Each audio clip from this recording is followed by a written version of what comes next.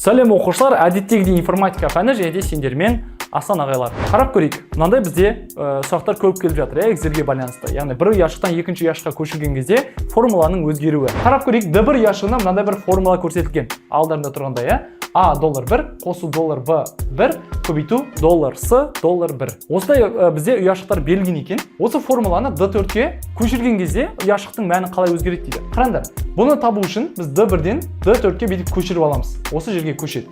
D1-ден D4-ке. Не өзгеріп жатыр? Қалай өзгеріп жатыр? Қандай жолмен жүріп жатыр? Бағандар бойынша өзгеріс бар ма, немесе жолдар бойынша өзгеріс бар ма?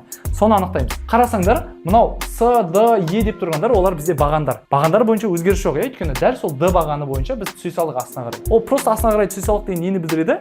Жолдар арасында өзгеріс бар деген сөз. Яғни бірінші жолдан төртінші жолға секіріп кетті. Енді ол формуланың қалай өзгеретінін қарастырайық. А деген бізде бағанды білдіреді. Просто А деп өзгермейді ол. Бағаны өзгерген жоқ. Доллар деген ол и так өзгермейді деген сөз. Абсолютті ссылка дегенді естіген шығарсыздар, абсолютті сілтеме деген ол мүлдем өзгермейді деген сөз. Мүлдем өзгермейді. Доллар деп тұрған жерде қалай тұр? Соны жаза саласың. Ненің алдында доллар тұр? Сол тура солай жазылады деген сөз. Қосу доллар Б.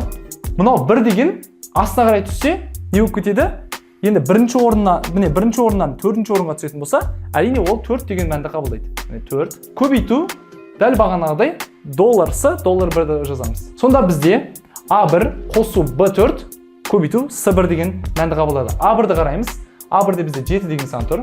7 қосу Б4 дейді. Б4-те бізде 2 деген сан тұр. Көбейту С1 дейді. С1 деген бізде 1 деген сан тұр.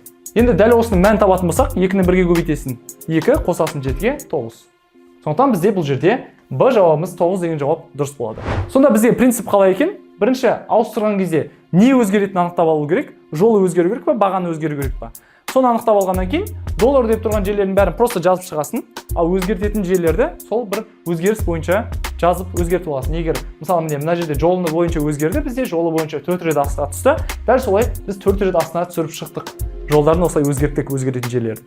Өзгермейтін жерлер солай қалды. Жай ғана енді сол формуланың негізінде ұяшықтардағы мәндерді алып көбейтіп есептеп шықтық. Сол кезде бізде мәніміз шықты. Осылай Excelде кез келген сұрақты қарастыруға болады.